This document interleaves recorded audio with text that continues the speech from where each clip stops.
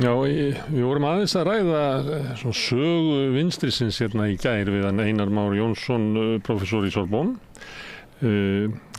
Svolítið með sjónarhort kannski í Frakklandi og Evrópu og kannski eiginlega bara frá svona eftirstríðsárunum og hvaða áhrif síðan 68 uppreisnin og fleira hafði á vinstrið og svo hvernig eiginlega vinstrið komna niður og nýfrjálshyggja tók við. Og við ætlum að tala áfram sögu vinstrisins en nú ætlum við að vera með fókusin hérna heima og fókusin líka kannski á róttækari hluta hreyfingarinnar, kommunista eða róttækari sósíalista og það var að koma út bók hjá sögufélaginu eftir Skafta Ingimarsson sem hingað kominn. Nú blakta rauðir fánar, saga kommunista og sósíalistarhreyfingarinnar á Íslandi 1918 til 1968. Sko það sem öðruvísi á Íslandi heldur en í Norðurlöndunum það að róttækari sósíalistar hérna voru svona meira afgerandi í baráttunni og höfðu meiri tök í verkalýðshreyfingunni heldur en kratarnir og mörguleyti að stundum langt tímabil þar sem að róttækari hlutin var raunverulega stærri á þingi þegar á leið og líka bara í nýlegri tíðar, fleiri VG-liðar á þingi heldur en í Samfylkingunni. Jú. Ertu að leysa þessar ráðgátu? Akkur þetta svona á Íslandi að þessi róttækari sósíalistar hafi verið raunverulega haft meiri áhrif í íslensku samfélagi heldur en kratarnir? Já, ég er að velta því fyrir mér af hverju þessi hreyfing var svona öflug á Íslandi miðað við nágrannalöndin meðal annars og ef maður speglar hana við það sem er að gerast á Norðurlöndum á sama tíma þá eru jafnaðarmannaflokkarnir sterkastir í Skandinavíu, þar sem í Noregi, Svíþjóð, Danmörku en svona róttækir vinstriflokkar eru hins vegar öflugir á Íslandi og í Finnlandi og ég held að hafi hitt einmitt naglan á höfuðið að það er ein megin skýringin eru ítök róttæka armsins í verkalýðshreyfingunni og þetta er bara mjög áberandi þegar maður skoðar þessa sögu að þar sem að þessir flokkar eru með ítök í verkalýðshreyfingunni og stjórna jafnvel verkalýðsfélögunum að þar ná þeir árangri þar sem það er ekki að þar eiga er kannski frekar á brattan að sækja. Það sem eins og í Danmörku, Noregi og Svíþjóð þar sem að sósíaldemókrataflokkarnir alþýðusambandið yfirlega sama fyrirbrigðið lengi og miklu lengur en hér. Það var náttúrulega þannig að alþýðusambandið og alþýðuflokkur var sama fyrirbrigði. Akkurat. En það því linnti hér. Akkurat. Herðu, en segðu mér þessa sögu, hvernig stóð á því að róttækari sósíalistar náðu svona sterkri stöðu í verkalýðshreyfingunni?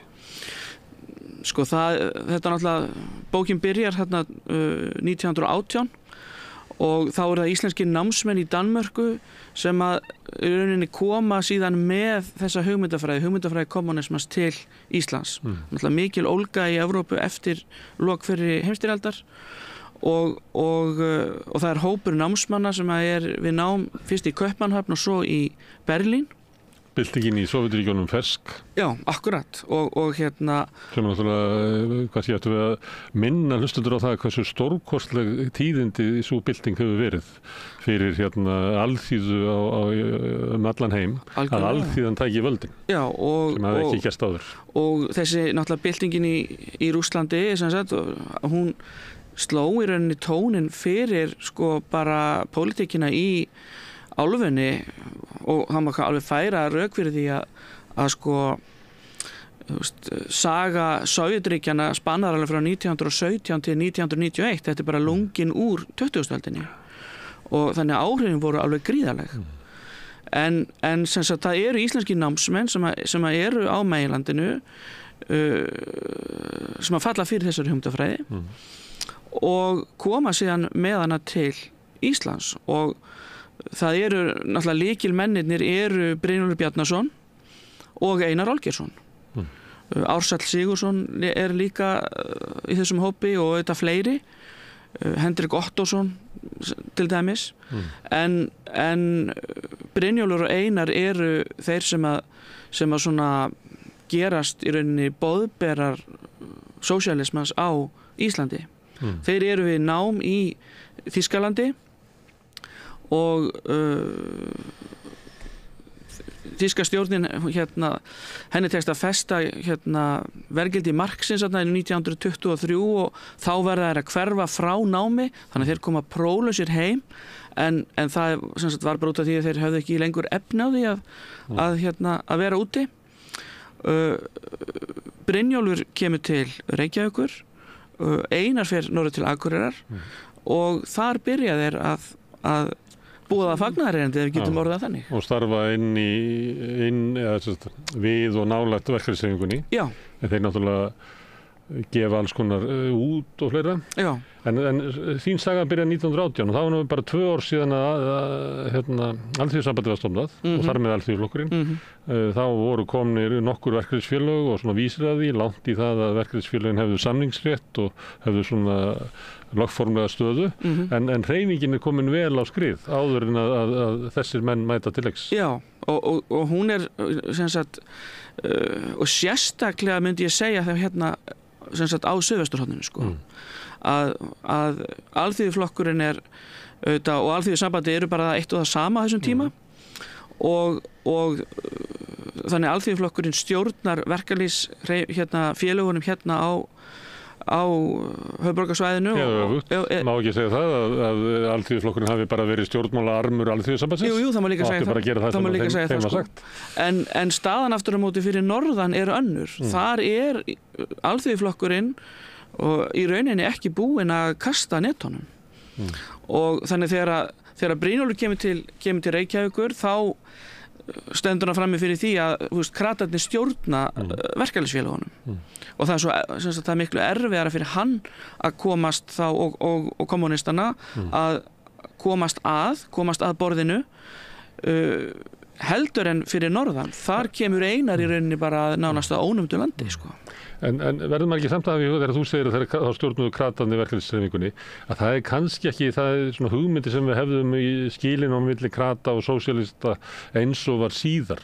Svona á þessum tíma var þetta kannski svona degla, voru margir inn í Alþýðuflokknum sem náttúrulega horfðu til rússnesku byltingarinnar og fannst það stórkostlegt. Já, Ólafur Friðriksson. Það var ekki komin þessi bara höfnun á róttæku sósíalisma og kommunisma inn í Alþýðuflokkin á þeim árum. Nei. Það gerist við klofningum. Já. Og bara nákvæmlega þannig að það svona Alþýðuflokkurinn þessum tíma er svona suðupottur sem að rúmar alls konar hugmyndir. Já. Og Brynjólfur fer og reynir að starfa þar inni? Hann reynir það en sem sagt Einar brautryðjandi starfi sem að Einar vinnur fyrir norðan er eiginlega svolítið ótrúlegt þegar maður skoðar söguna sko. Hann kemur til Akureyrar 24 og stofnar jafnaðarmannafélag Akureyrar eða jafnaðarmannafélagið á Akureyri og svo vindur hann sér beint í það að stofna verkalýðsfélög alveg frá austur til Húsavíkur, vestur í Skagafjörð og allarleið í Hrútafjörð og 1925 er Verkalýðssamband Norðurlands stofnað og þegar hann fer síðan úr bænum, flytur til Reykjavíkur þegar kommunistaflokkurinn stofnar 1930 að þá er hann í rauninni búinn að búa til svona samtök sem að kommunistarnir síðan stjórna. Verkalýðssamband Norðurlands verður í rauninni ein svona mesta stoðin í starfsemi kommunista á millistríðsárunum sko. Og langt í það að það verði svona undir framsóknarmönnum eins og Eining Iðja held ég hafi verið litið á það svona eftir 1970 að hafi tilheyrt þeim armi. Já, menna þetta var alltari tímar sko. Alltari tímar. Og en þú veist, þetta er alveg magna, hann er alltaf bara kottnungu maður þegar hann er að gera þetta, hann er 22-23 ára sko, þegar hann hellir sér út í verkalýðspólitíkina. Og þannig að það er... Hann var mikill ræðumaður og hann hafði áhrif á fólk og Það eru margir stjórnmálaleiðtogar vinstri hreyfinganna sem að svona lærðu fræðin eiginlega á hnjánum á honum. Já, hann var alveg fljúgandi mælskur og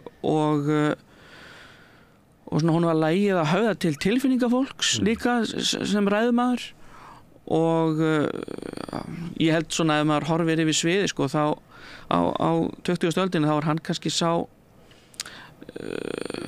stjórnmálafóringin sem var kannski næst í að vera einhvers konar alþýðufóringi sko, á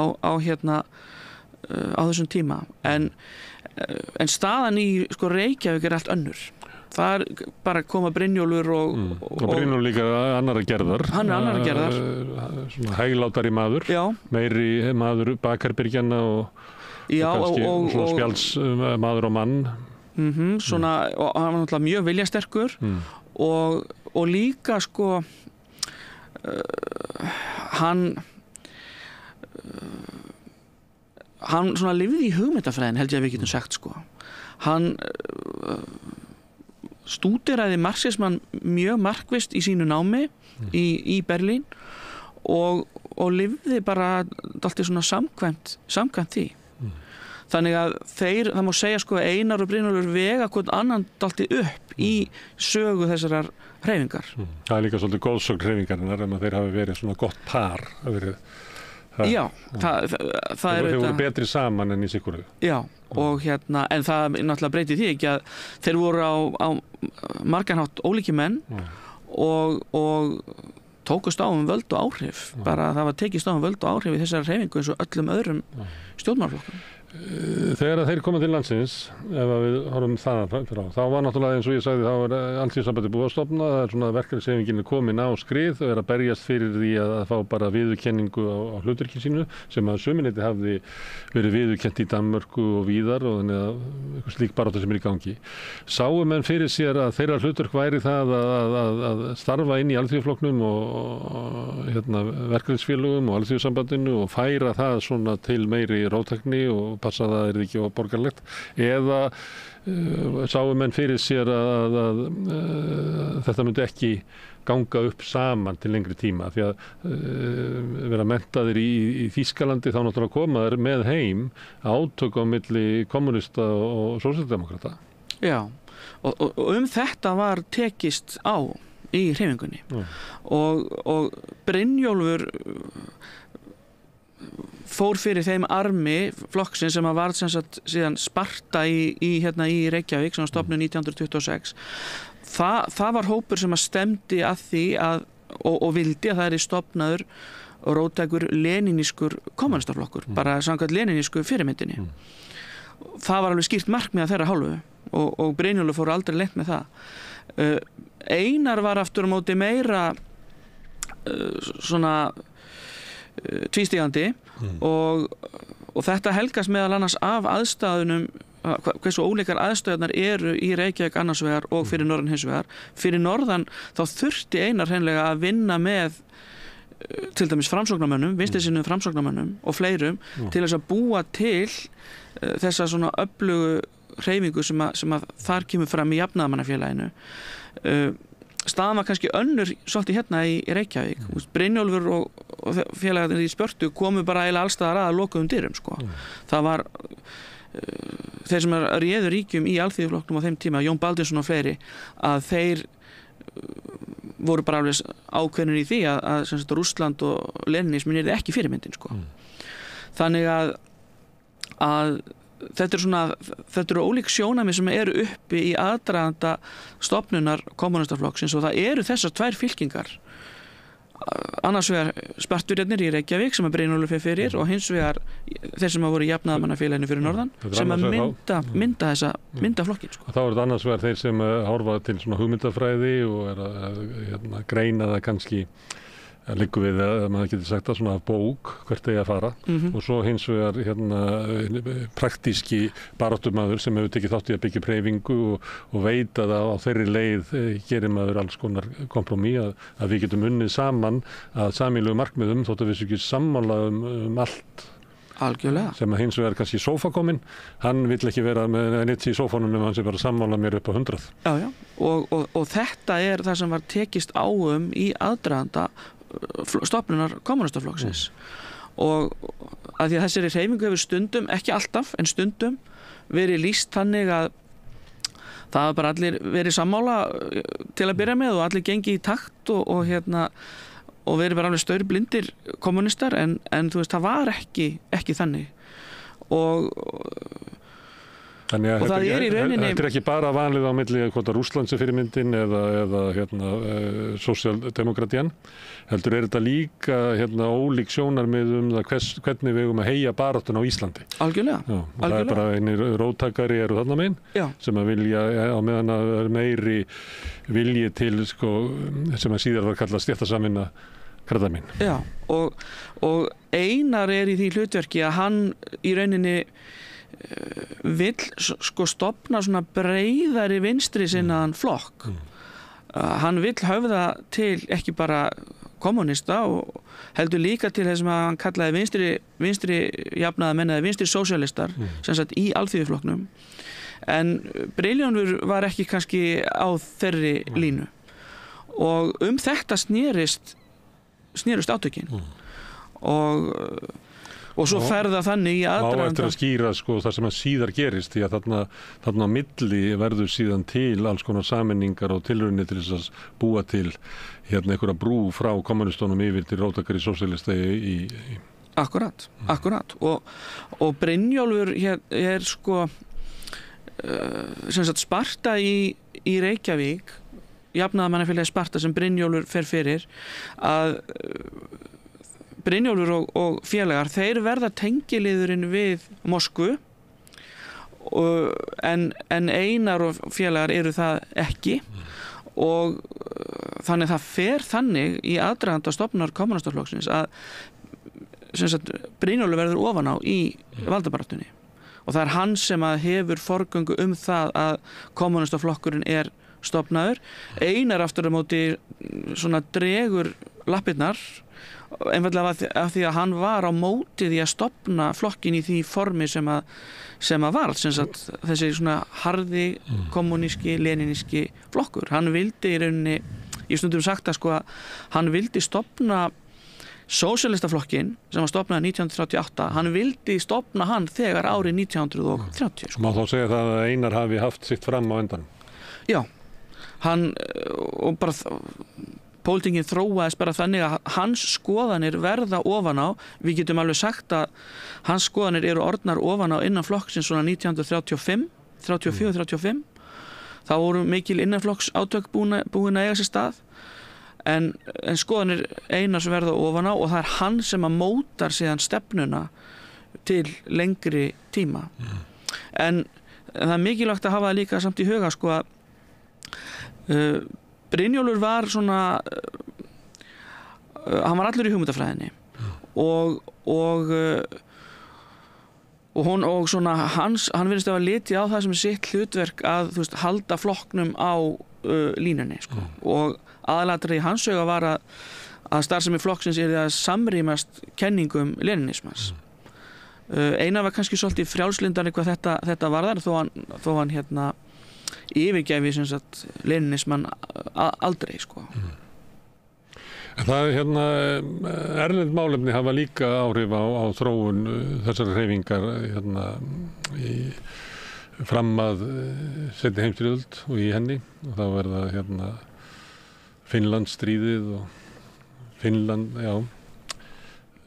sem að leiddi til þess að sótt enn frekari rök í því að einangra kommunista bara frá öllum áhrifum og aðri flokkar bara höfnuðu þessar hreyfingu eins og höfðu kannski einhver leyti gert áður og það voru kommunistar í svipaðri stöðu og sumir flokkar hafa verið í Evrópu bara nýlega þar sem að aðri flokkar segist bara ekki hægt að eiga samskipti við það, þetta ekki lýðræðislegi flokkar til ekki, okkar lýðræðislega kerfi og við bara ræðum ekki við það og enn frekar þegar að verður griðasáttmáli Hitlers og Stalin og innrás í Finnland. Hvað áhrif hafði þetta á þróun hreyfingarna? Leiddi þetta til þess að Moskvukommarnir mistu eiginlega áhrifavald sitt? Heldur það? ekki strax. Sko, það mikil deigla þarna á árunum frá því að flokkurinn stofnaði 1930 fram til 38. Tekist á völd og áhrif og bara stefnu innan hreyfingarinnar. Og Einar verður ofan á í lokin og síðan sem sagt sósíalistaflokkurinn stofnaður 1938 og það sem sagt þegar Alþýðuflokkurinn klofnar. Héðinn Valdimarsson segir sig bara hreinlega úr og hans stuðningsmenn segja sig úr Alþýðuflokknum og það stofnaður nýr flokkur sem sósíalistaflokkurinn. Og kommunistaflokkurinn gengur þar inn? Og kommunistaflokkurinn gengur þar inn, hann er bara lagður niður. Þannig að Héðinn hefur líklega klofið vegna þess að hann hefur vitað að þetta væri möguleiki, það ekki, eða gerðist það bara eftir á? Já, sko þetta nefnilega, stundum hefur þetta verið sett þannig upp að sko Einar og Brynjólfur hafi borið ábyrgð á því að Alþýðuflokkurinn klofnaði sko, en það sem var að gerast í Alþýðuflokknum á þessum tíma að það er verið að finna í rauninni arftaka Jóns Baldvinssonar sem hafi verið formaður flokksins og það er annars vegar Stefán Jóhann Stefánsson sem síðar varð formaður Alþýðuflokksins og Héðinn sem eru að bara keppa formannsæti sko. Og það er persónulegt að það er líka hugmyndaleg líka hugmyndafræði, já. Stefán er svona meira til hægri eða? Já. En Héðinn er formaður Dagsbrúnar og hann átti sér þann draum að sameina alla íslenskra vinstri menn í einum flokki. Og svo bara á þessi klofningu sér stað í Alþýðuflokknum og sósíalistaflokkurinn er stofnaður. Og sem sagt þá er kommunistaflokkurinn lagður niður og sósíalistaflokkurinn var aldrei aðili að Komintern, ólíkt kommunistaflokknum áður fyrr sko. Þannig að það er bara alveg grundvallarmunur. En svo líður ekki nema 1 ár að þá auðvitað skellir stríðið á og síðan ráðast Sovétmenn inn í Finnland þarna veturinn 1939-40 og þá sem sagt klofnar sósíalistaflokkurinn bara eiginlega alveg leið sko. Og þetta var kallað á sínum tíma Finnagaldurinn. Það var nafni sem að íslenski kommunistar gáfu því sem að þarna var að gerast. Það náttúrulega reis Það hefur verið nota til þess að einangra þá. Já. Með því að láta þá bera ábyrgð á innrás Rússa eins og... Akkurat. En það var samt þannig að sko, og því var haldið fram að þeir höfðu bara fengið fyrirskipanir frá Moskvu að gera þetta og gera hitt sko á þessum tíma en það var samt þannig að þeir svona sko þeir fóru þá leið að þeir lýstu yfir hlutleysi gagnvart innrásinni og það var ekki í anda þess sem að var boðað í Moskvu sko. Það átti náttúrulega bara að styðja og tala fyrir innrásinni. En Einar og Brynjólfur voru þetta að reyna að halda flokknum saman og vildu gera málamiðlanir við Héðinn en það bara tókst ekki.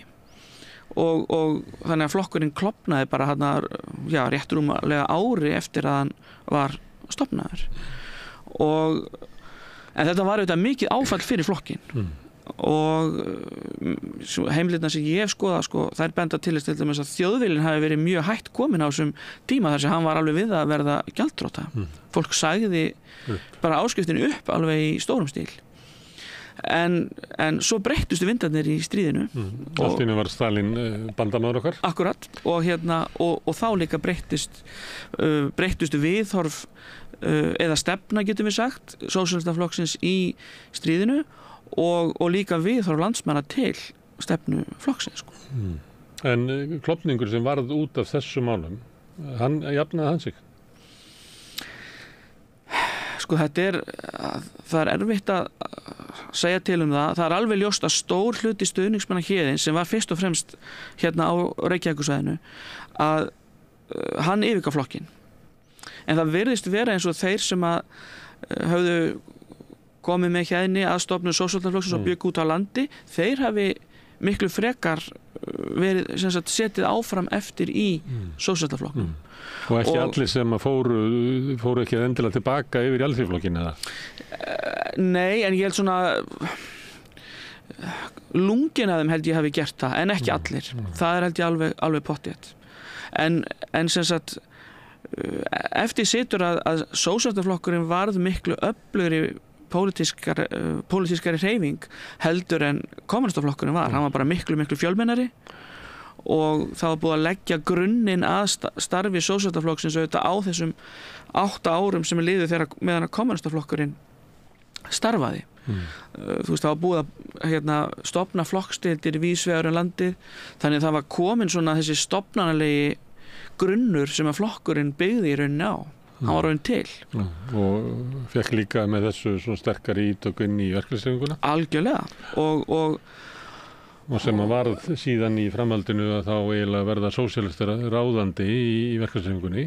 Þannig að til dæmis sjálfstæðismenn telja það vera svona þegar kom út í kaldastríði vera bara eitt af meginverkefnum sínum að draga úr áhrifum sósíalistinni í verkalýðshreyfingunni og tróða sér þar inn. Með því að breyta VR í verkalýðsfélag og með því að gera raunverulega vera með lista í framboði í verkalýðsfélögum. Við reyndu oft við Dagsbrún, oft í samvinnu við kratana að ná bara Dagsbrún af sósíalistunum. Já. Og þetta var náttúrulega alveg gríðarlega hörð átök. En það verður svo mikil breyting á styrkleika hlutvöldunum milli Alþýðuflokksins og Sósíalistaflokksins svona 1940-46 að þá á þessum tíma þá verður Sósíalistaflokkurinn stærri heldur en Alþýðuflokkurinn og tekur í rauninni forystuna sömu leyti á vinstri væng íslenskra stjórnmála. Og það síðan eiginlega yfirleitt alltaf að þá þessi róttakari flokkurinn stærri eiginlega þangað til að samfélgin stofnuð og þá kemur bara svona smá tímabil en það strax eiginlega eftir hrun að þá verður eiginlega VG aftur stærra. Þannig að það eiginlega frá þessu tíma það eiginlega reglan á Íslandi að róttakari flokkurinn stærri. Já, ég meina allavega hvað var þetta tímabil sem ég að fjalla í bókinni, þá það þannig sko. Og eftir það sem ég að benda á að eftir 68 þá eiginlega Alþýðuflokkurinn aldrei stærri. Það kannski, ég manna ekki alveg hvernig það var þarna þegar það leit út eins og Jón Baldur myndi vinna kosningasigur 87 en síðan klofnaði Sjálfstæðisflokkurinn og það svona rann honum úr greipum og Alþýðubandalagið var stærra, þeir voru með jafnmarga þingmenn 78 munar einhverjum prósentustigum en ég held að svona meginreglan hafi verið að Alþýðubandalagið var yfirleitt stærra heldur en Alþýðuflokkurinn. Og Alþýðuflokkurinn klofnaði oftar, hann átti eftir að klofna aftur þegar Alþýðubandalagið stofnaði, hann klofnaði Samtök frjálslyndra og vinstri manna og yfirleitt klofnar hann sko til vinstri og þetta var eins og útskipt fyrir mér, þannig kannski ég berða undir þig, að þá gerist klofningur þannig að alltaf sagt að vinstri menninni séu að klofna, sósíalistarnir séu að kljúfa, en málið það að flokkurinn færist alltaf til hægri, þannig að það verður óbærilegt fyrir sko vinstri menn að vera í flokknum og þá fara þeir út og kljúfa. Og þannig að það þótt að þeir fari að þá það raunverulega hægri kratarnir sem að kljúfa alltaf flokkinn með því að gera sko flokkinn svo þröngan að það óbærilegt fyrir sko vinstri sósíalistarnir að vera þar. Já, ég meina það má alveg útskýra þetta. Það eiginlega bara bandalag jafnaðarmanna Vilmundar sem að má eiginlega segja líklega klofningur til hægri. Já. Út úr Alþýðuflokknum. En það engin flokkur klofnaði oft mikið eins og Alþýðuflokkur. Já, og eins og þú segir sko og þetta náttúrulega, þetta sem að gerist sko 1956 þegar Alþýðubandalagið stofnað, þá Hannibal Valdimarsson kominn til sögunar og hann hafði verið formaður Alþýðuflokksins nokkra ára skeið og var svo felldur úr formannsstóli og þá það stuðningsmenn hans sem að sem sagt mynda Alþýðubandalagið með sósíalistunum en Alþýðubandalagið var sem sagt kosningabandalag til að byrja með en síðan breytt formlega í stjórnmálaflokk árið 1968 og þá sósíalistaflokkurinn lagður niður. Þá endar þín saga. Já, þá endar mín saga í rauninni sko. En sem sagt en þetta alveg rétt að sem sagt og þetta voru oft verið túlkað einhvern veginn þannig alltaf að sósíalistarnir hafi borið ábyrgð á þessum klofningi með einum eða öðrum hætti en það náttúrulega ekki þannig sko. Nei, við getum bara skoða kosningastefnu Alþýðuflokksins yfir tíma þá sérðu bara þetta er hraðleið til hægri. Já og það bara hverfa allar sko róttakar kröfur úr stefnu þessa flokks. Já og það auðvitað þegar að sko þeir fara í ríkisstjórn með Sjálfstæðisflokknum Viðreisnarstjórnina 1959 og það stjórn sem situr alveg í 12 ár og það er náttúrulega bara gömul saga á ný að þegar að vinstriflokkar sitja mjög lengi í ríkisstjórn með hægriflokkum að þá virðast þeir fara illa út úr því samstarfi sko. Þannig að en þetta er náttúrulega saga átaka og klofnings sem að ég er að fjalla meðal annars og maður svona velti fyrir sér sko, ok, af hverju urðu þá sósíalistarnir svona öflugir á Íslandi og við erum búin að nefna verkalýðshreyfinguna, ítökin í verkalýðshreyfingunni sem voru mun meiri á Íslandi heldur en annars staðar. Og áhrif þeirra eru miklu meiri í gegnum verkalýðshreyfinguna heldur en nokkuð tíman árangur á þingi. Það er nú eins og Stefán Ólafsson hefur oft bent á þetta. Já. Að það sem að sko kröfur sósíalísku kröfur náðu fram á Íslandi í gegnum baráttu verkalýðshreyfingarinnar miklu frekar heldur en á þingi eins og var raunin í Skandinavíu. Já, meina sko þannig að stjórnmálaarmur verkalýðshreyfingarnar á Íslandi var alltaf veikur sem var á þingi, en verkalýðshreyfingin hún var sko því sterkari. Sko. Já, og það er náttúrulega merkilegt á þessu tímabili sem ég er að fjalla að þeir sitja í ríkisstjórn bara í 2 skipti. Það er nýsköpunarstjórnin 1944 til 47 og svo aftur þegar fyrsta vinstristjórnin er stofnuð 1956 og setur til 58 eða 59. Annars eru þeir í stjórnarandstöðu sko. Og en áhrifin eins og þú segir í verkalýðshreyfingunni eru bara það mikil að þar geta þeir komið sínum áherslum að borðinu. En svo er líka í þessu náttúrulega þessi svona hugmyndafræðilegi vinkill og hann er sá að á Íslandi, ólíkt til dæmis því sem að gerist í Svíþjóð, Danmörku og Noregi, þar tekst og Einar Olgeirsson er arkitektin þessari stefnu, tekst að bræða saman svona alþjóðahyggju sósíalismans annars vegar og líka íslenska þjóðernishyggju. Þeir voru, Einar var rammur þjóðernisinn í aðra röndina og rammur alþjóðasinn í hinna röndina líka sko. Þannig að og hersetan hjálpaði svolítið til við það á eftirstríðsárunum? Algjörlega, ég meina sjóstaflokkurinn bara skilgreinir hersetuna sem bara lykilatriði í sinni stefnu og sem sagt andstaðan við veru hersins er bara mál sem að þeir láta brjóta á og gera jafnvel að sko skilyrði fyrir stjórnarmyndun og annað slíkt. Þannig að eftir þessa sögu, það var í stjórnarsáttmálanum 71. Já, að hér er nátt að fara. Já, er nátt að fara eða endurskoða. Já. Sem var reyndar ekkert úr. Nei. En það var nær út fyrir þessa sögu. Já. En þarna líka sko, og það tengist þessu að ólík afstaða sko manna innan hreyfingarinnar til veru hersins á Miðnesheiði sko, að á Suðvesturhorninu var þetta náttúrulega eðlilega bara mjög heitt pólitískt mál. Áhrifin af veru hersins voru miklu meiri heldur en til dæmis norður í landi eða á Austurlandi og það er áhugavert að sko skoða þennan vinkil vegna þess að það virðist vera eins og að þarna hafi verið ágreiningur og nokkuð djúpstæður ágreiningur meðal manna innan hreyfingarinnar. Áki Jakobsson sem var ráðherra í nýsköpunarstjórninni ásamt Brynjólfi, hann var talsmaður þess að hann vildi setja atvinnulífið á oddinn og fannst baráttan gegn veru hersins allt og fyrirferðarmikil í stefnu flokksins og það sama gilti Lúðvík Jósefsson og Jóhannes Stefánsson, þar að segja þá sem að réðu ríkjum á Neskaupstað. Já, og hafðu svona þá reynslu af atvinnurekstri og svona voru praktíska sósíalisma í Litlu Moskvu. Algjörlega og ekki það að þeir voru á móti veru hersins en þeir vildu ekki gera þetta að atriði sem myndi brjóta. Þetta gæti fórna því að þeir gætu verið í samstarfi við Alþýðuflokkinn við að ná fram einhverjum breytingum. Já. Að því að Alþýðuflokkurinn var náttúrulega stundum sko harðari NATO-sinni heldur en Sjálfstæðisflokkurinn.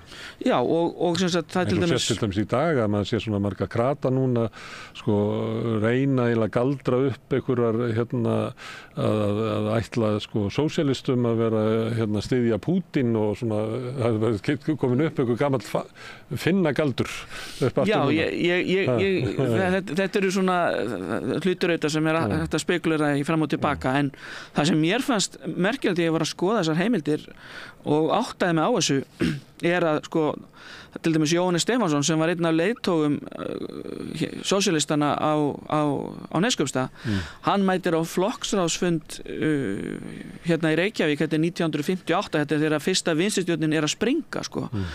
Og þar lýsir hann því bara yfir, hann segir bara að hérna, það sem er ólíkindum að menn ætla að fara að sprengja stjórnina út af svona máli eins og vera Bandaríkjahers á Íslandi var, og lýsti þessu bara sem hégóma, þetta skipti menn engu máli hérna, sem byggju á Austfjörðum eða Norðurlandi. Og þannig að það var tekist á þetta, og þeir sem að voru á þessari línu, eins og til dæmis Áki Jakobsson sem hafi verið bæjarstjóri á Siglufirði hérna 1940, að hann sem sagt verður viðskila við flokkinn sko, og honum var náttúrulega í rauninni bara ýtt út úr flokknum meðal hans út af þessum sjónarmiðum.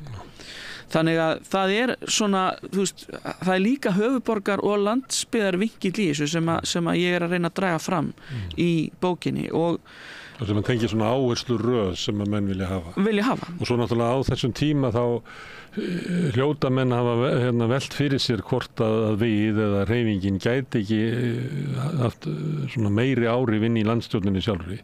Því það eru raunverulega bara örfáar eyjur. Það er kannski minnihlutastjórn Framsóknar 27 sem var stutt af Alþýðuflokknum, sem að náði gríðarlegum samfélagslegum breytingum hérna á Íslandi. Ríkisstjórn vinnandi stétta sem að náði einhverjum breytingum.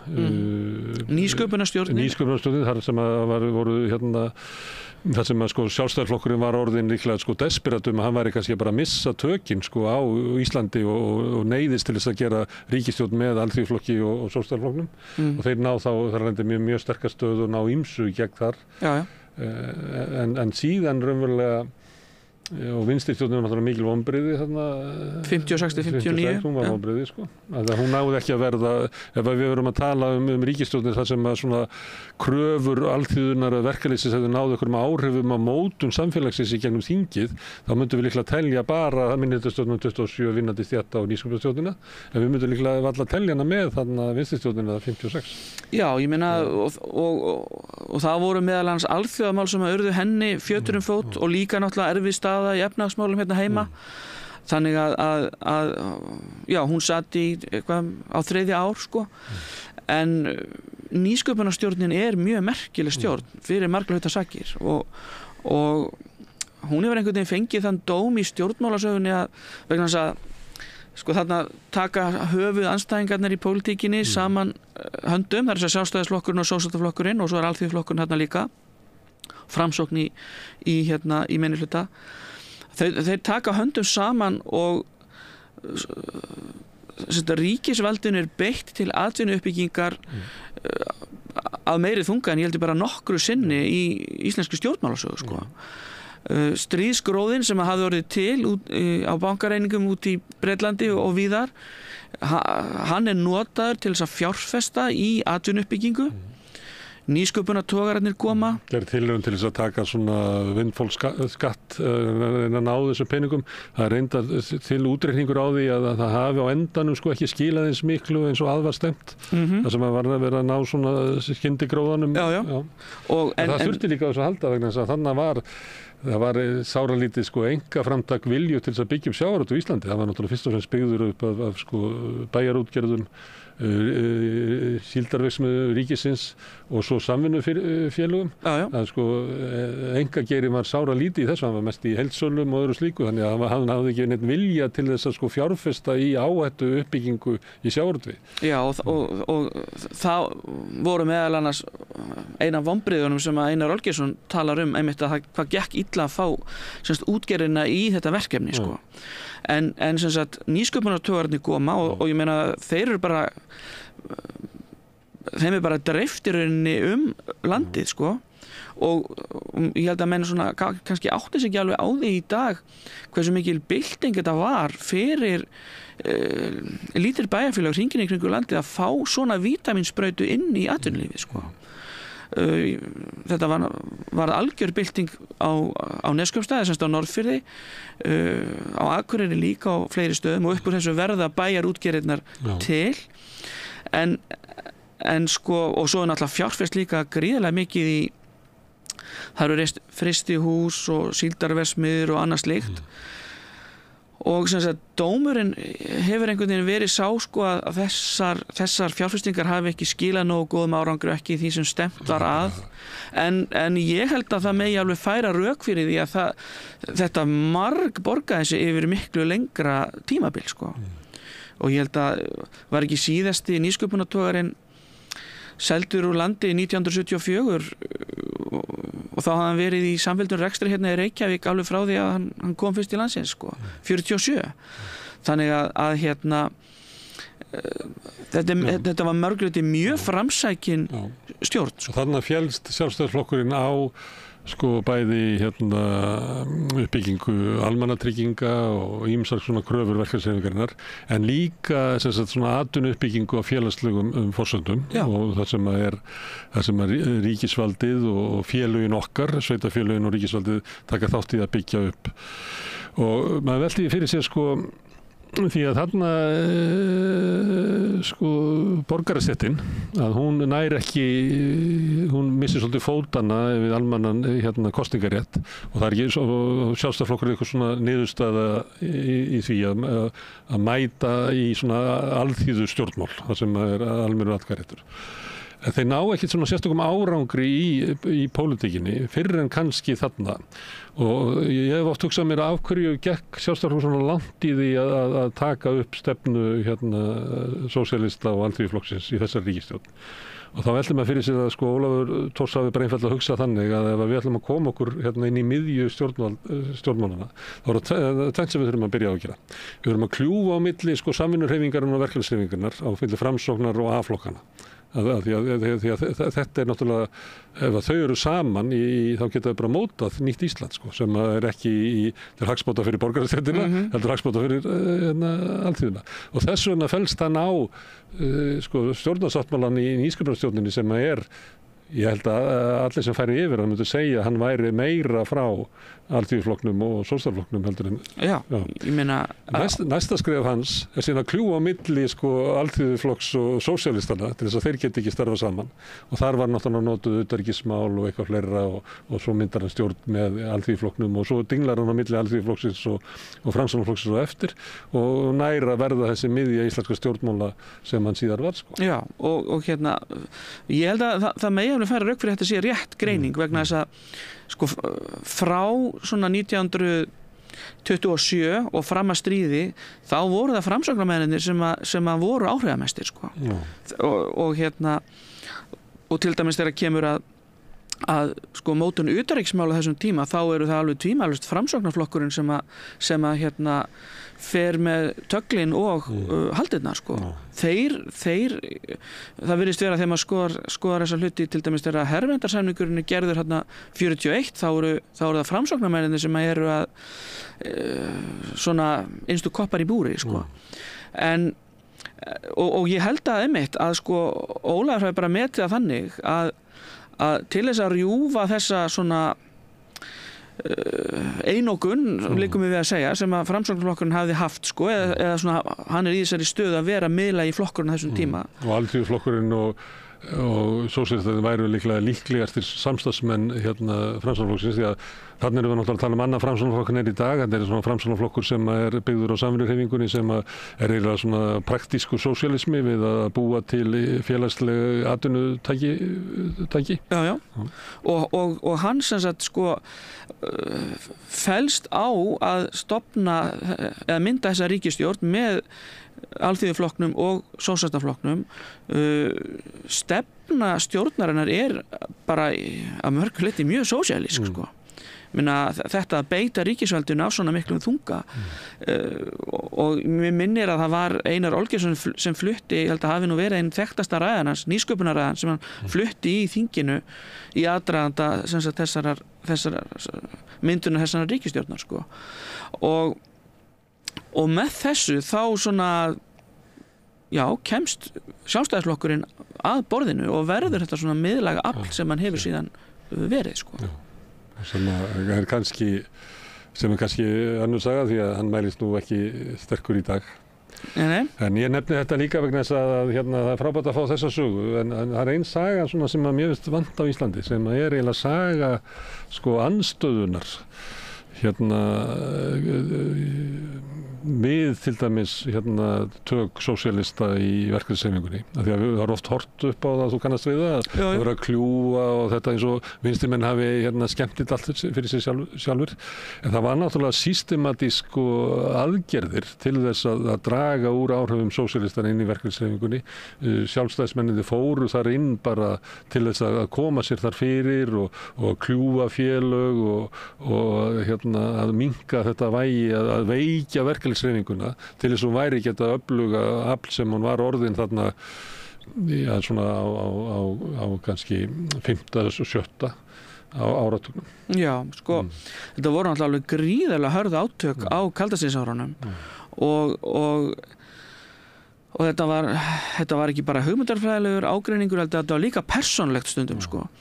Og það er alveg rétt og það var náttúrulega fylkingarnar auðvitað reynda að vinna hvor á annari sko með sínum hætti en svona og þetta skildi eftir sig sko sár sérstaklega sem sagt, í röðum vinstrimanna þar að segja milli Alþýðuflokksins og sósíalistana sem að svona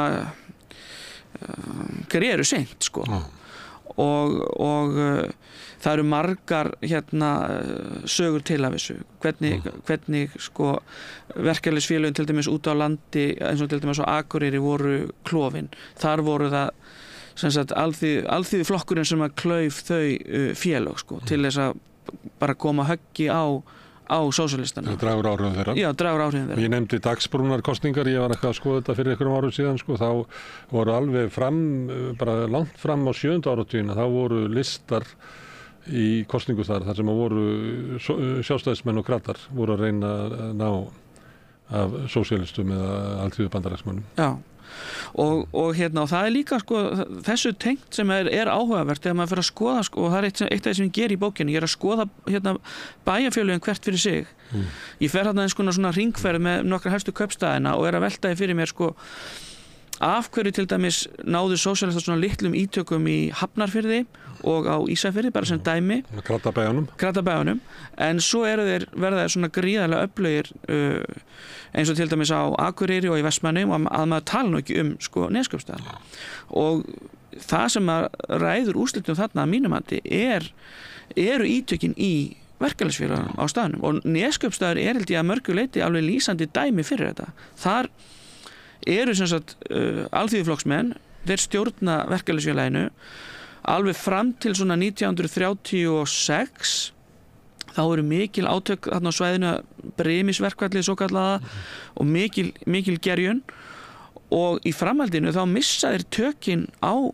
verkalýðsfélaginu og þar með hefst valdatími sósíalista í Neskaupstað sem að varði held ég var ekki næstu í 50 ár og fjaraði svo út með því að þeir gáfu bara frá sér sko útgerðina og nú hún í höndunum á Samherja eiginlega sem já, í Síldarvinnslunni og svo fenguðu göng og álver og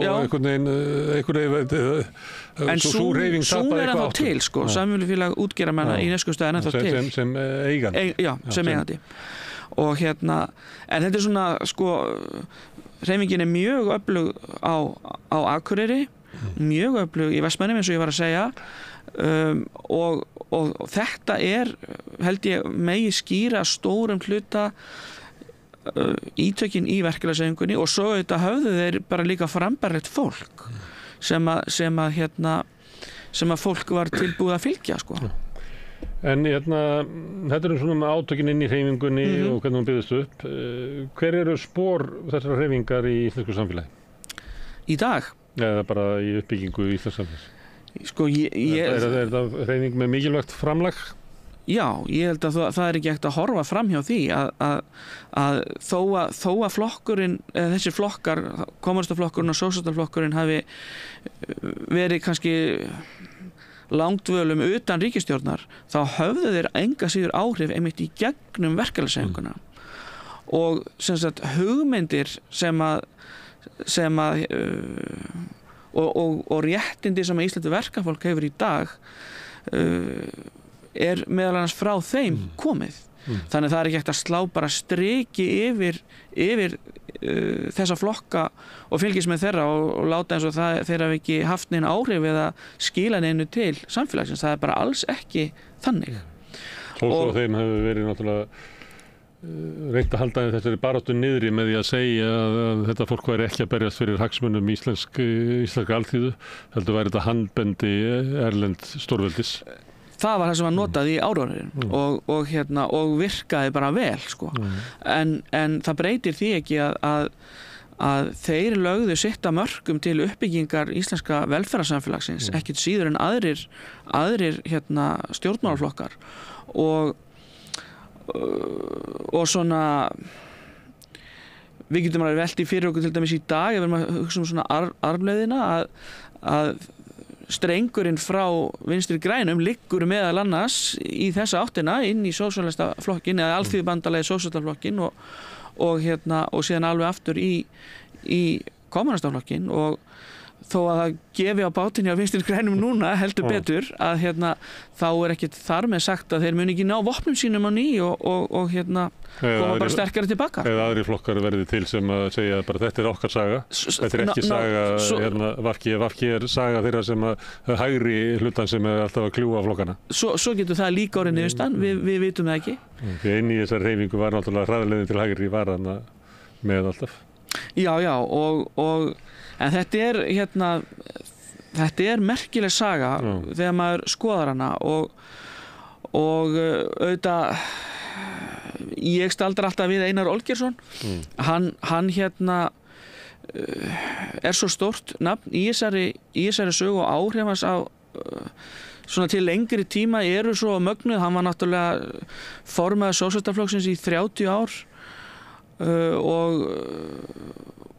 og þetta er svona það þarf að halda þessari sögu svolítið meira á lofti heldur en að gert hefur verið. En eitt sem á þessum tíma 1918 til 1968 þá til dæmis í menningarlífinu þá voru allir helstu páar íslensk menningarlífs komu úr þessar hreyfingu. Já og ég einmitt fjalli það í bókinni að það voru alls konar hliðarsamtök sem störfuð á vegum flokkana og þú veist félagbyltingar sem að rithöfunda og mál og menning og heimskringla og allt þetta menningageirinn, þeir voru alveg gríðarlega öflugir þegar að kemur að þessu og Halldór Laxness var auðvitað þarna lykil maður Kristini Andrésson og margir fleiri. Þú gáður út Þjóðviljan og þau gáður rétt og það var gríðarlega öflug hreyfing. Já, og það er náttúrulega líka þeir komast yfir rétt Einar og félagar kaupa rétt 1925 og gefa hann út alveg til 1993. Mér minnir að síðasta heftið á rétti sé minningarhefti Einar og hann var ritstjóri réttar eiginlega allan hennan tíma sem er með ólíkindum. Ég held að hann hafi mist úr 1 ár og þú kannski veist það betur en ég sem blaðamaður að hvort þetta er ekki bara lengsti ritstjórnarferill á Íslandi það er bara áhugavert Herðu, en þetta er doktorsritgerð þín. Já. Af hverju valdur þetta efni? Það er nú ég nú stundum velt þessu fyrir mér en þegar ég er svona komast til vits og ára þá eru þessar breytingar að verða í heimspólitíkinni. Sovétríkin eru að falla þarna 1991 og það einhvern veginn svona þú veist, þá fór maður að velta fyrir sér að hvernig hlutindin gætu breyst svona bara á svona rosalega á svona skömmun tíma og ég hugsa að það sé nú kannski það sem að togaði í mig upphaflega.